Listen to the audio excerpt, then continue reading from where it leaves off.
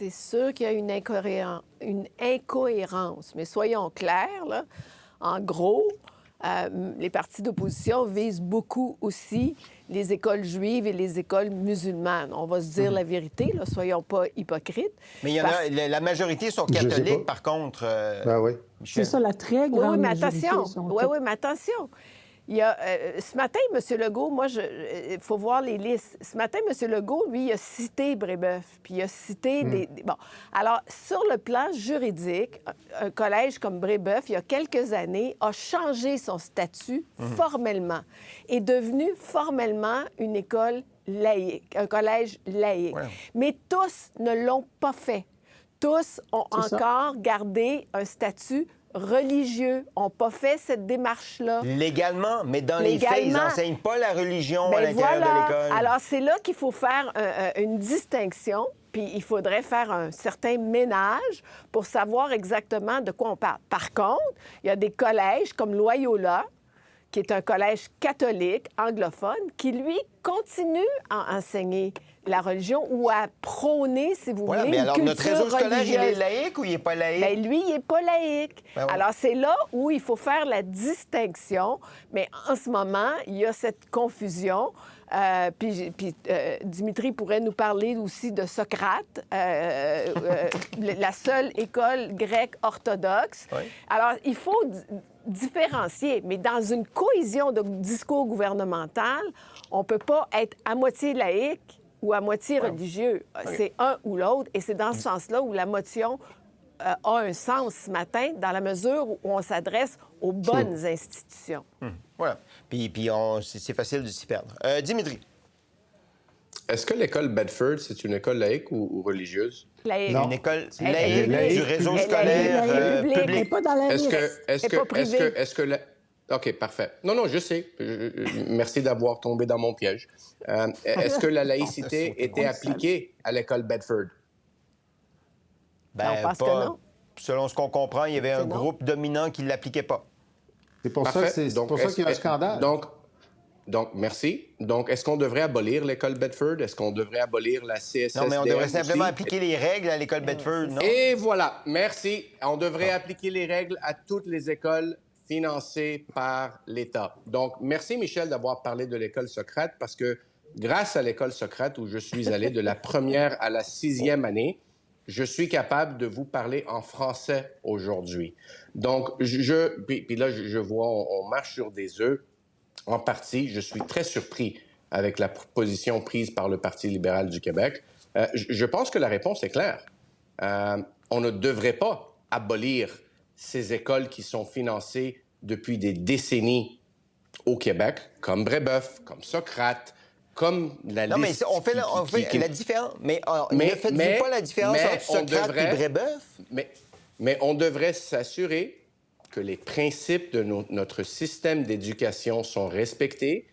Et si certaines de ces écoles ne respectent pas ces principes, il devrait avoir des conséquences. Oui, mais Dimitri, la question, c'est pas ça. On ne peut pas jeter le bébé avec l'eau du bain. Non, la question, Dimitri, c'est est-ce que l'État doit financer des écoles privées qui enseignent la religion? C'est ça, la question. Voilà. Alors, si nous sommes une société laïque et qu'on veut des écoles laïques, on ne devrait pas subventionner toute école, peu importe la religion, toute école privée qui enseigne une religion. C'est ça, la logique derrière ce matin. Voilà. Et c'est là que le Parti libéral... En plus du programme, ça va de soi. Ça va de soi. Ah oui, non, le régime pédagogique, c'est non négociable. Ça, c'est sûr. C'est là où le Parti libéral a fait un virage à 180 degrés parce que sa position traditionnelle, c'était de défendre ces écoles-là subventionnées, privées, religieuses. OK, faut que je m'arrête pour une pause. Jean-François, je vous oublie pas. Puis au retour de la pause, je veux vous entendre sur ces écoles privées religieuses. J'aime.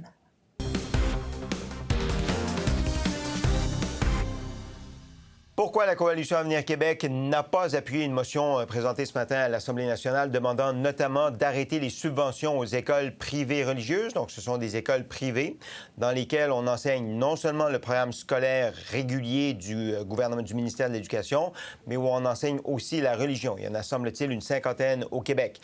Jean-François, alors que le gouvernement se dit laïque, c'est-à-dire le gouvernement dit qu'on a besoin d'un réseau scolaire laïque, certains y voient une contradiction. Jean-François, vous y voyez quoi, vous? Vous voyez que je suis patient. Est-ce que vous voulez nous faire entendre la réponse que le premier ministre a donnée à la période de questions? Bien, on en a une, parce qu'il en a donné quelques-unes, mais on va en effet vous en faire entendre un bout, puis vous me direz si c'est ce que vous aviez vous-même identifié. Écoutons, M. Legault. D'accord. Là, il mélange les écoles privées qui ont été créées, oui, entre autres, par des membres du clergé. Selon nous, il n'y en a pas de problème dans ces écoles-là. Que le Parti libéral du Québec, Québec solidaire et le Parti québécois veulent couper le financement au Collège Brébeuf, au Collège Notre-Dame, au Collège de Montréal, au Collège Jésus-Marie, au Collège Regina Assunta, au Petit Séminaire de Québec, au Collège de Lévis. Jean-François? Bon, alors, on a une grosse décision à prendre, on a un jugement à porter. Est-ce que le premier ministre est vraiment incompétent et dit ces choses-là parce qu'il pense que c'est vrai alors que c'est faux, parce que la motion ne vise aucune de ces écoles qui ne donnent aucun enseignement religieux? Alors, est-ce qu'il est incompétent ou est-ce qu'il fait semblant d'être incompétent pour noyer le poisson et désinformer les Québécois? Ce sont les deux seuls choix. Je vous donne un début de réponse peut-être. Au ministère de l'Éducation, ils ne font pas la différence. C'est ça.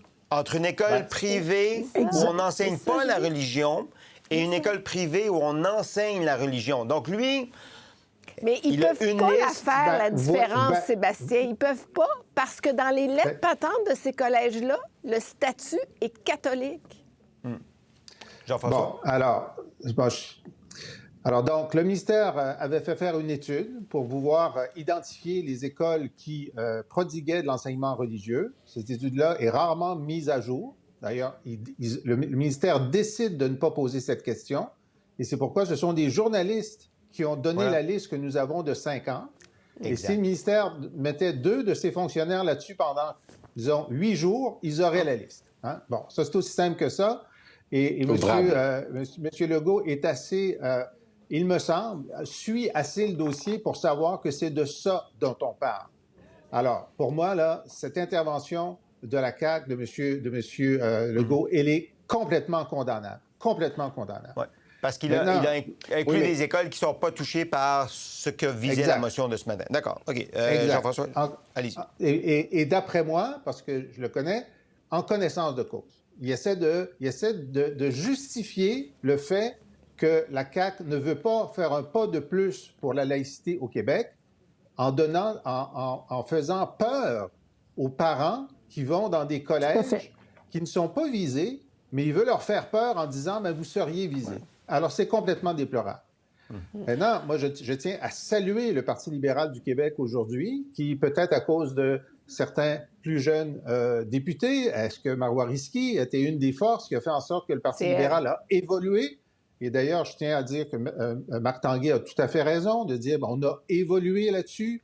Et sur toute la question de la laïcité, tout le monde évolue. Hein? Moi, je blâme personne de ne pas avoir été d'accord en même temps que les autres à chacune des étapes précédentes. C'est une évolution. Puis comme Tanguay le rappelait, il y a un moment où le Parti libéral voulait garder le crucifix. OK? Mais là, politiquement, ce qui se passe aujourd'hui est extrêmement lourd de sens parce que le parti qui propose la laïcité a une vraie résonance dans une partie de l'électorat francophone. Et la CAQ avait réussi à voler au PQ le drapeau de la laïcité, puis là, maintenant, il est en train de leur donner au PQ. Et donc ça va avoir un impact, que le PQ redevienne le parti de la laïcité. C'est important politiquement. Pour voir nos émissions en entier, rendez-vous sur la chaîne Ici RDI.